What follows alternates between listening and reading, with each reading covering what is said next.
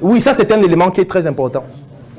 Parce qu'il faut pouvoir identifier, même si on a un bon système sur le plan électrique, il faudrait se dire, même avec ce bon système, si un incendie survient, ça pourrait survenir, du moins la probabilité que ça survienne, ce serait où? C'est quand même une néo. Faudrait... Parce que moi, je me rappelle un jour, c'est vrai que je n'en ai pas encore parlé dans une vidéo, dans un texte et tout. Lorsqu'on a ouvert le premier siège de la Startup Academy à Douala, c'était à km 5. On avait un immeuble donc, qui était très exigu comme ça, c'était au 5e niveau. Et j'étais en train de donner une formation un jour à 19 h. C'était la formation 1 mois pour devenir mon propre patron. Nous sommes en 2015. Et pendant la formation, il y a eu incendie dans la salle. Oui, il faut demander à Cédric ou Ulrich et tout ça. Ils étaient là ce jour-là. Il y a eu un incendie dans la salle. Donc, au niveau de... comment on appelle ça? Il y a l'endroit où il y a les interrupteurs là. Non, comment, les disjoncteurs, voilà. Voilà. La caisse là où il y a les disjoncteurs et tout. Le boîtier, voilà. Ça a pris feu. Et dès que ça a pris feu, ça a éteint la lumière dans toute la salle et l'incendie a commencé. Donc si dans cette salle ce jour, il n'y avait pas des électriciens, c'est qu'on aurait tous cramé. Parce que la salle était peut-être 3 fois plus petite que celle-ci. C'était totalement plein, les gens étaient assis jusqu'à d'autres étaient même pratiquement debout. Et puis il y avait l'incendie. Et on était dans le noir la nuit. Donc, on n'avait rien, pas d'extincteur, pas d'assurance, pas de tout ce que vous dites là. Donc, l'assurance était nos corps. Donc, aujourd'hui, on ne peut plus commettre ce genre d'erreur là. Oui, il y en a. Alors, pour dire quoi? Pour dire que même la salle, je prends peut-être la salle comme celle-ci. Si vous voulez faire un événement, il faut quand même que la salle soit grande. Il faut qu'il y ait plusieurs ouvertures. Oui, par exemple, cette salle, il y a pratiquement 4 portes. On peut sortir ici, on peut sortir là, on peut sortir là, on peut sortir là. Bon, imaginez-vous, si on est ici, il y a une seule porte et il y a l'incendie, on fait quoi? La première chose qui va se passer, c'est que tous ceux qui sont les plus faibles vont mourir. Parce que chacun va utiliser sa force pour sortir le plus rapidement par une seule porte qui existe. Il n'y aura plus que, on est les Africains, on doit être ensemble. Chacun va vouloir écarter le maximum de personnes pour sortir. Et là, on ne va plus regarder les visages. Il n'y aura plus de visages. Donc vous voyez que le fait qu'il y ait 4 portes, ça réduit. Parce qu'au moins, il y a certains qui pourraient se diriger ici, d'autres là, d'autres là, d'autres là. Mais s'il y avait une seule porte, si c'était plus petit, avec une seule porte, c'est encore plus difficile. Donc, même la configuration de la salle dans laquelle vous voulez faire votre business, si vous voulez anticiper sur un incendie, ce sont des informations que vous devez prendre en compte. L'aération. Parce qu'une salle qui est fermée hermétiquement, le feu prend aussi plus rapidement. Donc, là, on était uniquement sur l'incendie, qui est une erreur qui peut survenir dans le parcours de votre réussite. Donc, cet incendie-là, il ne faut pas que ce soit la fin. Parce que si vous ne faites pas l'exercice qu'on vient de faire et que l'incendie survient, qu'est-ce qui va se passer? En fait, c'est la fin du projet. C'est la fin.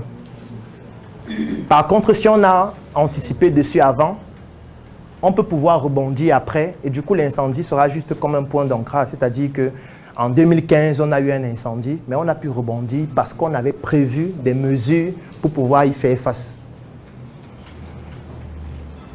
Moi, aujourd'hui, c'est ce que j'applique dans tout ce qu'on fait.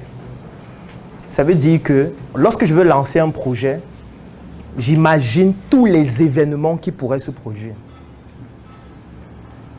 Et c'est pour ça que c'est important de travailler avec d'autres personnes, parce que vous ne pouvez pas imaginer tous les événements seuls.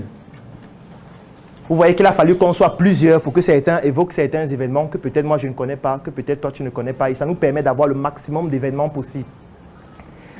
Et vous devez le faire pour chacune des difficultés qui pourraient survenir. Là, on n'était que sur l'incendie. Parce que je pourrais venir sur le vol. Comment on fait pour faire face au vol? Ce serait un autre problème à part. Comment on fait pour ne pas se retrouver dans une situation où on manque de financement? Ce serait une solution à part. Donc, il faut pouvoir identifier les grandes difficultés auxquelles vous allez faire face. Et pour chacune des difficultés, anticiper sur les solutions. Moi, je ne le savais pas au début. Et c'est pour ça que chaque fois qu'on lançait un projet, dès qu'on faisait face à une difficulté, on ne savait pas quoi faire. Parce qu'on n'avait pas pensé à la difficulté avant. Si aujourd'hui quelqu'un vient te donner une plainte, qu'on te convoque au CED demain matin à 8 h, tu vas faire quoi? Quelle est ton action là tout de suite? Tu fais quoi? On t'envoie ça par mail. Dès que tu sors de la messe là, tu vois à 20 h, qu'on t'attend le lendemain à 8 h 30. Tu fais quoi? Qu'est-ce que tu fais? Tu as une boutique et tu sais pas ce que tu fais. Ah, toi tu fais quoi? Qu'est-ce que tu fais? Oui, on te dit que tu as rendez-vous au 7. On t'a convoqué pour abus de confiance, escroquerie, gangstérisme. Qu'est-ce que tu fais? Demain 8 h. Il va chercher d'abord les arguments. Oui, et quand tu auras les arguments, tu fais quoi? Je vais chercher un avocat. Et ensuite? Je vais lui demander d'abord de se rendre. Oui, et ensuite? Je sais pas. Qu'est-ce que tu fais? Tu appelles ton oncle colonel, lui, et il fait quoi?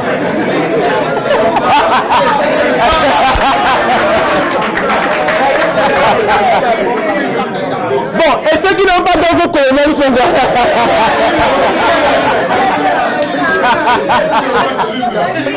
Toi, tu fais quoi? Tu ne parles pas. Donc, tu restes toi là. On a envoyé le deuxième. Tu sais que toi, c'est déjà la deuxième.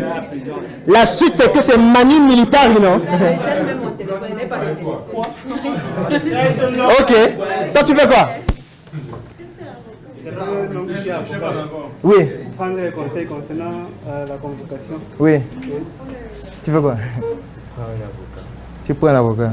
Tu as un avocat que tu vas appeler. Parce qu'on est dimanche soir là. Un avocat commis d'office. Donc tu laisses ta vie à la providence. Ok. Tu fais quoi? J'appelle mon oncle qui est commissaire. Alors, ce qu'on vient de faire, c'est très important pour plusieurs raisons. Tous ceux qui ont dit qu'ils appellent leur oncle colonel, vous devez prendre leur numéro ce soir. Ils sont en train de rire, ou riez, mais ne riez pas. Moi, je ne suis pas en train de rire. Lui là, vous prenez son numéro. Vous prenez les numéros de ceux qui ont dit qu'ils vont appeler les commissaires et tout. Vous lui dites que mon frère, s'il te plaît, le commissaire que tu connais là, désormais on le connaît ensemble. Donc on va aller demain. Je vais acheter 5 paquets de Njoka, on va aller le rencontrer personnellement. Il faut qu'il me connaisse physiquement. Parce qu'il faut qu'il soit capable de la payer si je n'ai pas là. Allons le voir. Moi, j'apprécie beaucoup ce qu'il fait. C'est quelqu'un qui fait un travail exceptionnel pour ce pays. Tu vas le voir avec lui. Tu introduis ton visage dans son système d'exploitation. Et il intègre ça dans son algorithme d'intelligence artificielle de reconnaissance faciale. Et désormais, tu entretiens cette relation désormais. Ça veut dire quoi? Tu te documentes. Il est né quand? Le jour de son anniversaire. Bouteille de vin, champagne, petite surprise. Vraiment, mon colonel, le travail que vous faites pour l'Afrique est extraordinaire. Je ne pourrais pas... On ne peut pas donner ce qu'on n'a pas. Donc je vous ai donné, je sais que ce n'est rien par rapport à ce que vous êtes. C'est ma modeste contribution par rapport à votre anniversaire. La mission est simple. Voici une arme capable de changer le mindset du continent africain. Détruire l'obésité de l'inconsistance intellectuelle dans laquelle se cache le coffret VIP. Il possède une arme contenant 200 heures de formation et 8 ans d'expérience entrepreneuriale. Recevez le pouvoir de devenir une meilleure version de vous-même. Armez-vous de cette clé pour une réussite entrepreneuriale.